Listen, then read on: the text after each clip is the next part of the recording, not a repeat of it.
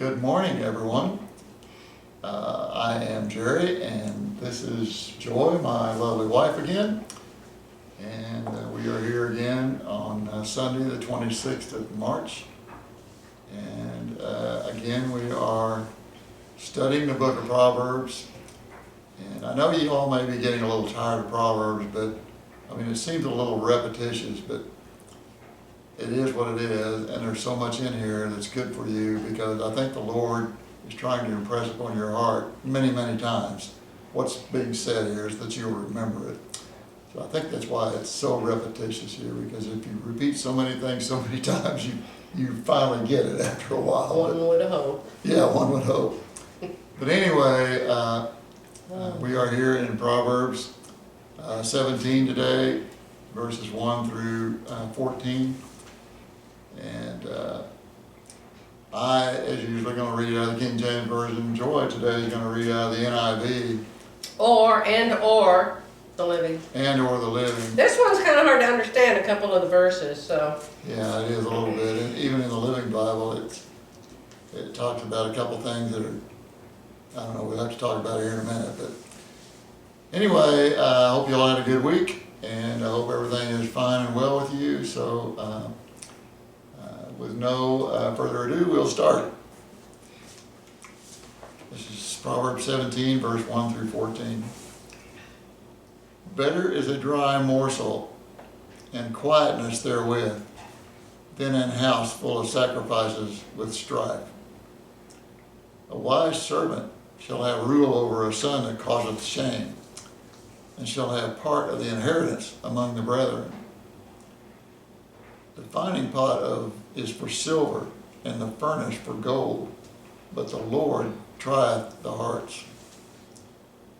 A wicked doer giveth heed to false lips, and a liar giveth ear to a naughty tongue. Whoso mocketh the poor reproacheth his Maker, and he that is glad at calamities shall not be unpunished. Children's children are the crown of old men, and the glory of children are their fathers.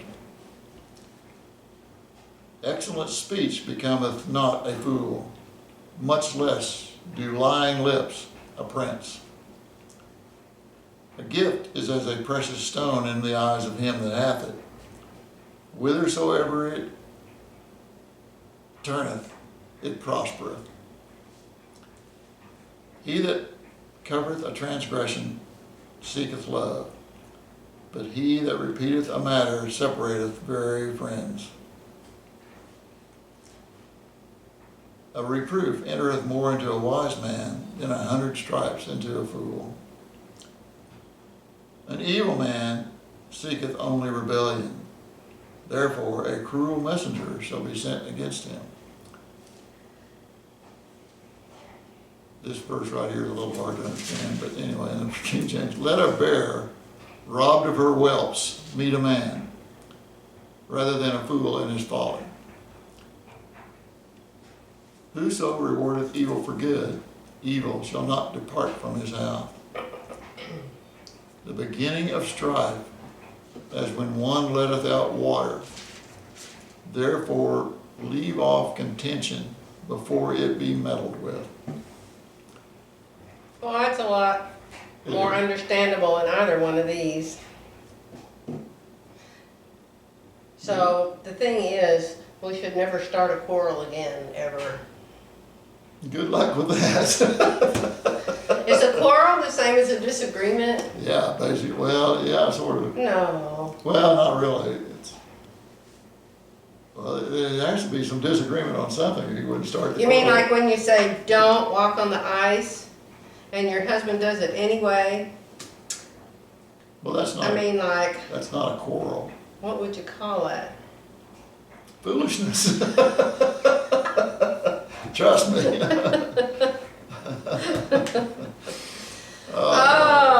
don't That's know. called a fool's folly, is what that's called. I have known some miserable marriages in my life with women who don't ever quarrel with their husbands. Whatever their husbands say, is fine, whatever their husbands do is fine, whatever their husbands want them to do, they don't argue. You see it all the time, you see it even on TV. Abused women, they're so terrified of their husbands that they won't stand up for themselves or their children. Y'all know Joyce Meyer and what she went through as a child? Yeah, so I don't think the Bible's saying never argue, never disagree, never show another opinion. No, I don't either. Yeah, okay, well let me read my versions. This is the page that fell out of my Bible, we're still on it. It came out of the Living, and this is the NIV. It's very similar to. You notice my Bibles are such pretty colors. Okay. Silver pages, gold pages. Okay, that doesn't matter. No. Proverbs 17, starting at verse 1. Better a dry crust with peace and quiet than a house full of feasting with strife. A wise servant will rule over a disgraceful son and will share the inheritance as one of the brothers. The crucible for silver and the furnace for gold, but the Lord tests the heart. Now that's too hard to understand. Let's go to this version. 3. Silver and gold are purified by fire, but God purifies hearts. That makes a lot more sense, doesn't it? The wicked enjoy fellowship with others who are wicked. Liars enjoy liars. Mocking the poor is mocking the God who made them. He will punish those who rejoice at others' misfortunes. An old man's grandchildren are his crowning glory. A child's glory is his father. And I think that's a little different in this one. 6. I think it says parents. Children's children are a crown to the aged, and parents are the pride of their children. Oh, Lord, let that be true in everyone's life. Arrogant lips are unsuited to a fool. How much worse lying lips to a ruler. Now that's a little different over here too. That's why you have to have more than one version, y'all. Really confuse you. Truth from a rebel or lies from a king are both unexpected. A bribe is a charm to the one who gives it. Wherever he turns, he succeeds. He who covers over an offense promotes love, but whoever repeats the matter separates close friends. We all understand that. A rebuke impresses a man of discernment more than 100 lashes a fool. All right, now what does that mean? 10. A rebuke to a man of common sense is more effective than 100 lashes on the back of a rebel. An evil man is bent only on rebellion. A merciless official will be sent against him. That is if you haven't defunded all of the police. True. Yeah. Yeah. Better to meet a bear robbed of her cubs than a fool in his folly. If a man pays back evil for good, evil will never leave his house. Starting a quarrel is like breaching a dam. So drop the matter before a dispute breaks out. Let's read that one over here. 14. It is hard to stop a quarrel once it starts, so don't let it begin, says the Living Version. So that's 3 different ways, and they're all pretty understandable. Don't quarrel, because once you start, oh yeah. Yeah, the one about in Oh, the yeah. NIV when it says something about breaching a dam. Mm-hmm. Here it says let without water. It doesn't say where you're letting the water out. I know, and then there's that thing about the bear. Better to meet a bear robbed of her cubs than a fool in his folly. And I guess that's probably because bears don't carry guns. So. No, they just kill you. They just Well, eat. no, they just like bite you, but you could climb up a tree or shoot them with bear spray or something. But a person would have guns and knives and stuff. Maybe. If you catch a fool in his folly, what's he doing? Robbing a bank? You know, so. Anyway, today's verses are a little different to understand, a little, we'll try to make sense of all this here. We'll just discuss it in our own way, and you all figure it out in your own way. Yeah.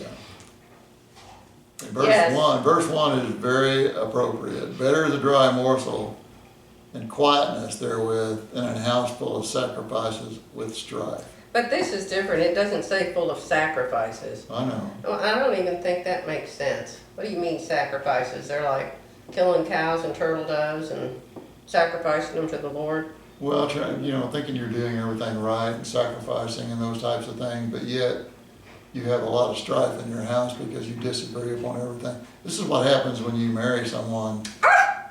No, she's...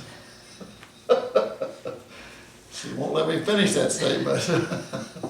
I didn't mean that to say whenever you get married you're going to have this problem, which married couples do. But anyway, if you're married to someone of a different belief, for example, there's going to be unequally strife. yoked. You're going to be unequally yoked. There's going to be strife in your family. Absolutely. You can just count on that, because if if you're a different religious belief and you marry someone that's of a different religious belief, there's always going to be some argument about what you need to do, whether you need to go to church with this church or that church, or believe whatever said in their particular Bible or whatever said in your particular. Especially raising the children. Yeah, because the kids don't know what to do and they usually end up Serving going no nowhere. one. Yeah. Going nowhere, and I think that's a lot of what happens today, but that's what that means really, and it's very true. Because if you're in a house where there's a lot of strife, it's continual contention between the husband and the wife, and it just doesn't work. I mean, your blood pressure goes up, all types of things happen to your health. It's just a mess. Another situation which causes a lot of strife is when you're dating someone or you get married to them or whatever, is one person is a believer and the other one isn't. That's even worse. I think, because one just doesn't give a rip. It's nothing ever works unless you two are in agreement as to what. Because even the Lord says, where any two of you are gathered together in my name and in agreement, then everything will be done for them that they ask for. Well, Matthew 18:19. Yeah, if you're Wherever not two agree. Yeah, if you're not in agreement over anything when it comes to God or anything else, nothing's going to work out for you, basically, according to the Scripture. So, it's very important that you marry someone that has the same beliefs that you do. And another issue is the in-laws. If the in-laws are non-believers or something, and then your in-laws are believers, it's just the whole family suffers from this whole thing. Not only just your family, but everybody does, because somebody's trying to tell somebody how to do this or do that. The mother-in-law is telling the husband, you should do this, or the father-in-law is doing that. I don't know. It's just a mess, okay? But that's what it's trying to tell you here. And in verse 3 it says, the fining pot is for silver and the furnace for gold, but the Lord trieth the hearts. In other words, once you start reading the Word, once you start following God's plan for you and what you are to do and be obedient to Him and those type of things, your heart changes. Your heart becomes it becomes softer towards things. You don't have a hard heart. Your heart begins to open up and do things according to God's Word. You begin to look upon things differently than what you did before. There's the other verse in here when it talks about mocking the poor. You don't mock the poor anymore. You feel sorry for them, and you try to help them. Even Jesus said the poor will always be with you. Yeah, it's inevitable that they're going to be here, but that doesn't mean that they're a lower person than you are. They're all the same in God's sight. That's right. Whether it doesn't matter, regardless. So you shouldn't be mocking them, but it just does change your heart. You look upon the poor in a different light than what you did before. It's because they're uneducated in the Word and so on and so forth, and it's not entirely their fault. It usually stems from their parents, and it usually stems from... Right. And they have no wisdom because they don't have God in their life and they don't know the Word. But they need help. They need to be taught the Word. And anytime you run into poor, you can help them, that they may ask you something or whatever, but go back and realize how, they ask sometimes how you became successful or whatever, or how come you have so much money or whatever. Then is when you can get into speaking God's word about what it says and following God's not rules, I shouldn't say that, but following God's ways and what he teaches in his word. And if you, like, give, it shall be given unto you, those types of things. If you're a giver, learn how to give, you learn how to help people, so on and so forth, and God rewards you, and that's how you become wealthy to begin with, So, Well, little by little. little by little. This is how the Salvation Army got started. Yeah. Helping the poor, and then that gives them a way to minister to the poor. Correct. That But is true. first, they help them. Right. You have to associate with them, okay, Yeah. let's put it that way. Because so many rich people don't associate with poor people. Yeah.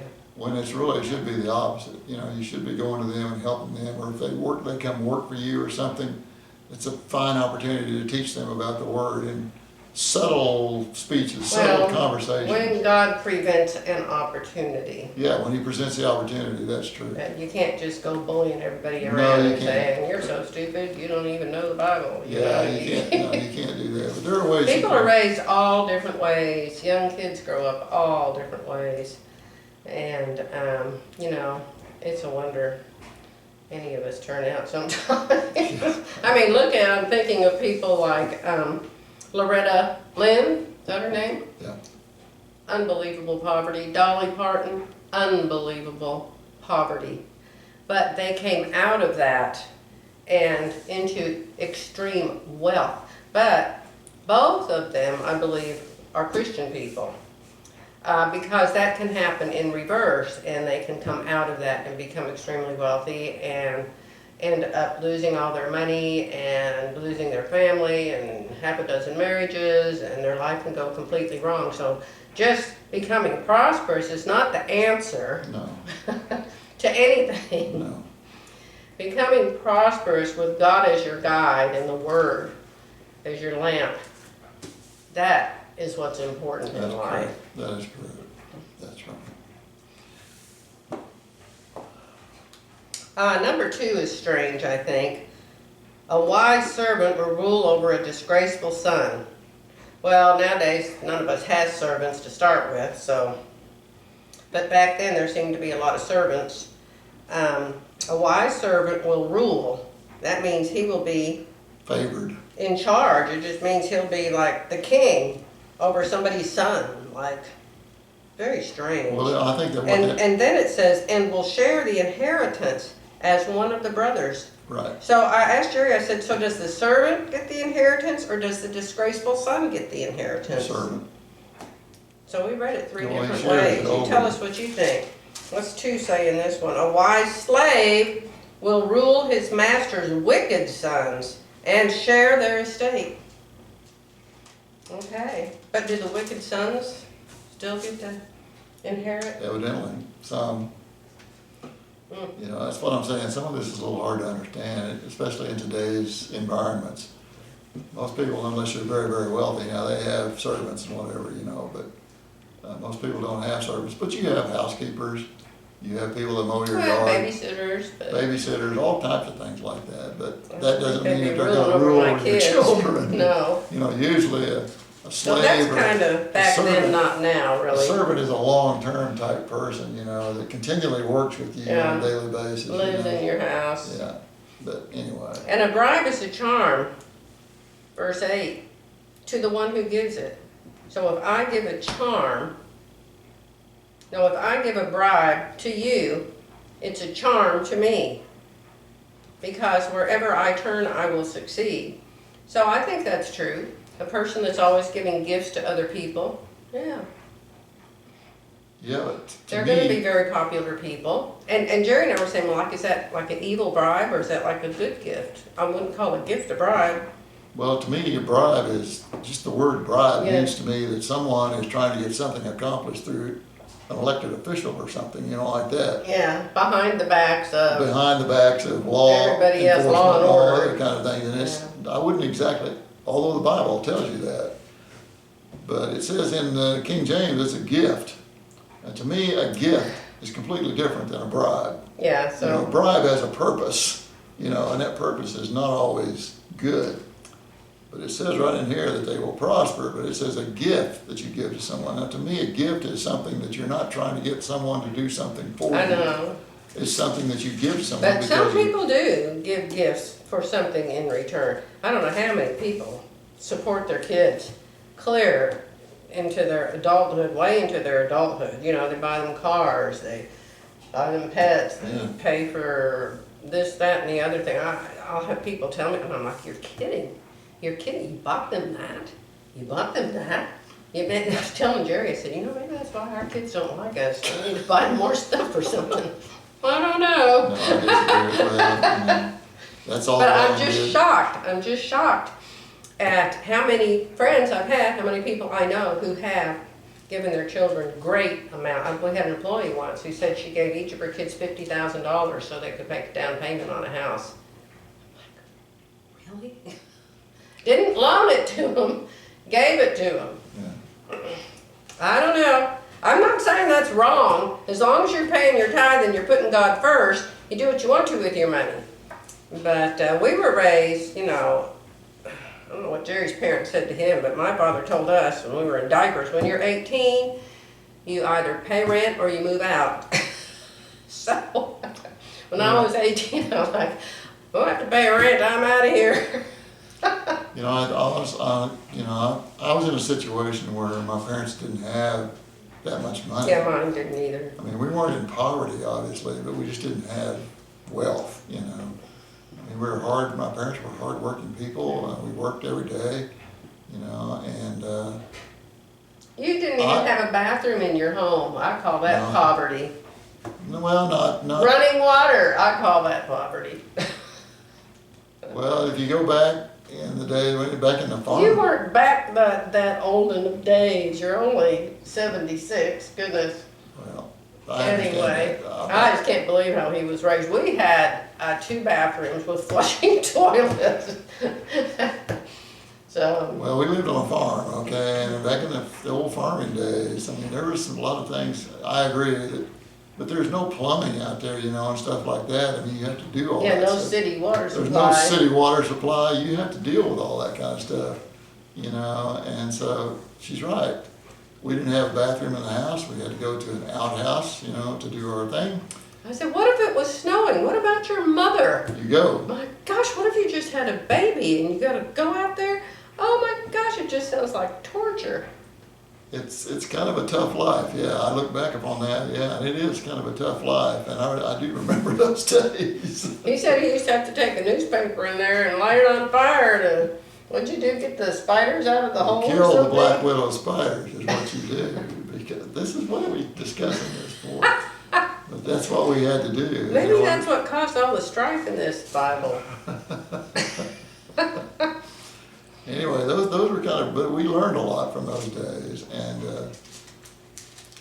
you know, we learned how to work. Your mother And we was learned- amazing. We learned how to go through trials and tribulations, you know, which a lot of kids, it's all well and good, I think, for parents to give so much to their children, but I think in turn it should be, the children should work, you know, for what they earn and what they Yeah, get. they need to learn to grow up and learn how to support their Do that own themselves families. because- Yes. You know, to me, it's just ingrained into them the ability to work and recognize the advantages to knowing how to work. And Well, I don't think it's so much that these kinds of children who are given so much won't work, because a lot of them a do. lot of them do, yeah. But it's like they want to leave home at 18, get married, and start at the top. You know, Pretty much. I want a brand new, you know, $300,000 house. I don't want to start in a little rent house, you know. Yeah. And so I think that there's a lot of things that they don't go through that are building blocks for a happy future and a happy family. I don't know, I hope that makes some sense, but I think some of the early years are the best years. as you are growing and you are working and you are raising a family and, you know, everything isn't given to you. So, I don't know, just my thinking. That's true. As, in case you haven't figured it out, nobody gave Jerry or me anything. We were like the birds, like the sparrows, you know, you get to be so big and they kick you out of the nest and you are on your own. But here we get back to that again as far as the gift. Makes you tough. It does. It makes you respect what you have once you get it. You know? Right, It's not given right. to you. Makes you appreciate the Makes things you you very have. appreciative of what the blessings that you have. Right. You know, so, anyway, when it says a gift is as a precious stone, it's just the gift and the bribe, definite terms here, just get to me a little mixed up, but that's just me. I mean, can you give somebody a bribe for a good reason? You know, it seems like that's what it's saying. Well, the term bribe itself, just, I know. you're trying to get someone to do something. But maybe they're bribing them to like vacuum the church or clean the bathrooms or something. I don't know, dude, that just, whatever. I don't know, you know, I just lay in bed at night thinking about these things. I'm like, what about this and what about that and what about this and what about that? Verse, let's go on down to verse 9 here. It says that he that covereth the transgression seeketh love, but he that repeateth the matter separateth very friends. Some people, you know, just continually live in the past, and they bring up, say, transgressions that happened 45, 50 years ago, and they're still talking about it today against you, basically, or something you have done in the past. You know, Jesus forgave you of all those type of things. So you need to be forgiving of these people that do something like this, not just continue to harp about it. But we're now in an age where a lot of evil people have insisted that we tolerate their sin. And we have so many Christians saying, well, you should just love them, you should just love them. Let them come into schools and teach your children that God gave them the wrong body. You know, you really have to balance. Joyce Meyer always says that. You have to balance. You don't just cover your eyes to everything evil. You know, where is it? Is it California where you're allowed to break into a store and steal up to $1,000 worth of goods and the police can't be called and can't do anything about it? It's perfectly fine. Well, just close your eyes, just close your eyes.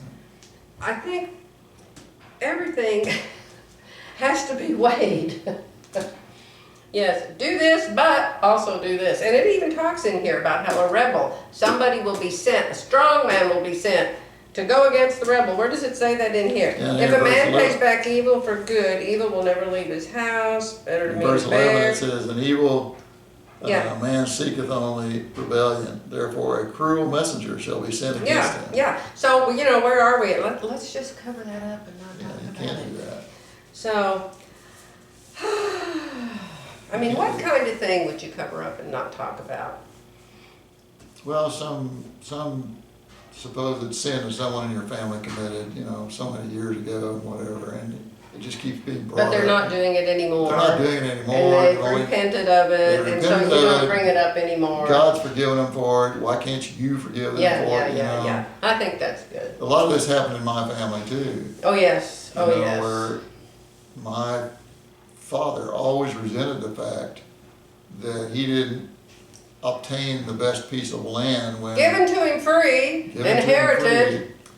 But it was the quarter of land that he got was not as good as one of his sisters, which is about a mile away or half a mile away. Was there from 7 of them that the land was split up? 5. 5 of them that the land was split. All given to him. Just given to Yeah, him. it came from the land run in Oklahoma. Yeah. I don't know exactly what year that was. But Right, and when the parents died from the land run, then it went to the 5 kids. And he complained, constantly. And it was, you know, he just kept bringing that up, and it was just in the back of his mind all those years, you know, he didn't really get as good a land as his sister did. But he got the homestead. Well, he got the homestead, but, It wasn't much of a home. well, it was. I mean, his original house built on it. But anyway, That's what I'm That trying to was get the one at. with no toilets and no bathrooms. Yeah, I know, but there was also the original home that was, it was a It was a little brick one room, thing, yeah. one brick, it was just stucco, one room house that was still there on our property. So did his parents build that two-story house? I thought he did. No, Oh. his parents did. But Oh, anyway, well, that's the way it went back then. But yes, that caused strife through the whole family, but he could not get past that. yeah, strife is one of those things that'll eat at you all the time if you just let it continue to go on. That's what it talks about in verse 14. The beginning of strife is as when one letteth out water, which breaching a dam basically is kind of like this. Starting a quarrel is like breaching a dam, so Yeah. drop the matter before a dispute breaks out. And it says, therefore leave off contention before it be meddled with. Yeah. So, you know, once you've determined that we're gonna have an argument or something about something,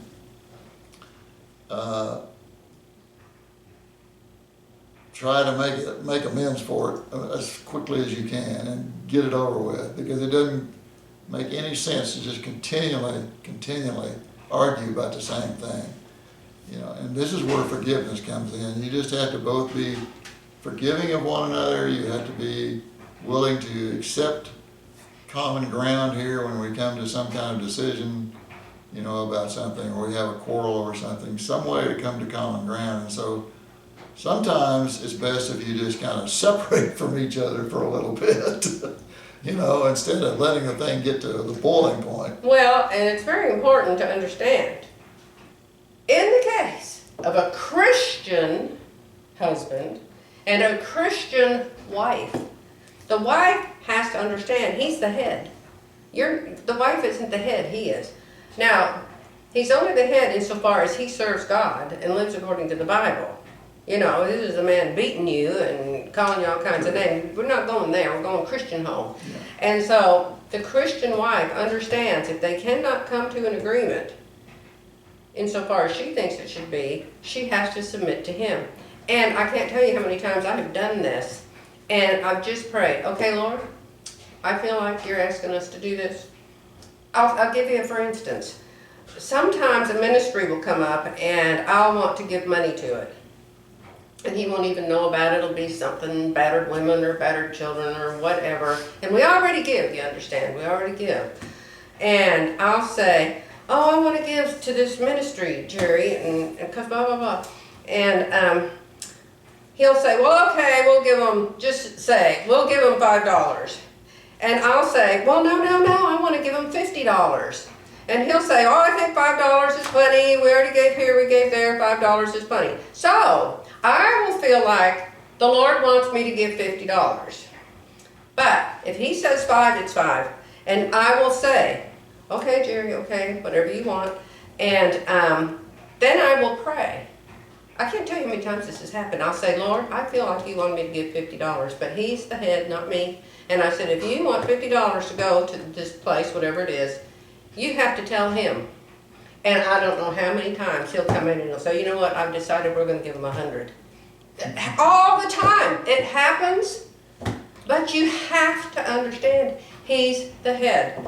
And let God do the communicating if you can, as a Christian wife to a Christian husband. That's my personal thinking on it. Yeah, well, this is where you don't let the argument go out and get out of Yeah, hand. yeah. You know, I need time to mull that over in my mind, you know, as to what. And I just come in and hit him with it, you know. Don't force that upon me, because you're just going to get the opposite reaction you want. Mm-hmm. She's right, because, you know, God will try your heart, you know, and that's what happens, you know. So then I get to think about it. I don't try to do things in a second. No, I'm very instant. instant. Yeah, and I don't agree. I have to think about something for at least a day or so, you know. Give me some time to mull that over in my brain. He does. It has to be logical to me. It has to make sense. It has to be according to God's word. All those type of things, you know. And so it comes to fruition And it doesn't always happen that way. No, There's but- other times we disagree, and he keeps disagreeing. And like the dishwasher in the coach, Yeah. things like that. Yeah. And so, anyway, everything seems to work out if you will let go and let God and trust that God can get through to your husband. Oh my, can you hear my dryer? Ding-a-ling-a-ling-a-ling-a-ling. It starts from a Christian home to begin with. That's right. But, you know, you're right, you need to be both in agreement as to what you do. You know, if one of you's doing something in disagreement with you and you Yeah, continually do God that, can't bless it. you got problems. Yeah. And you're gonna have to come to some kind of resolution to the problem. But in my instance, I have to think about something. Right, it says right here, he who finds a wife finds what is good and receives favor from the Lord. Yeah. That's in Proverbs 18, can't wait to get there. And it's like, and it says in here also that God trieth the heart. You know, you have to go to your heart basically. And that's where the Lord speaks to you, is through your consciousness, Right, you know, right, and right. in your heart. And That's right. where he trieth the heart. And it all works out, you know. So that's the way it's supposed to be. As you mature in the Word and the Lord. When we were first married and we didn't live the Word like we do now, I mean, we both knew it, we were raised in it, but not to the point where we applied it to every thought and every action. And yeah, we had a few quarrels back then. I'll guarantee you. But look at us now. We gotta go. Anyway, I We're know we probably do. up to 30 minutes. I know we do. So we'll cut this off and say goodbye and hope you guys have a blessed week.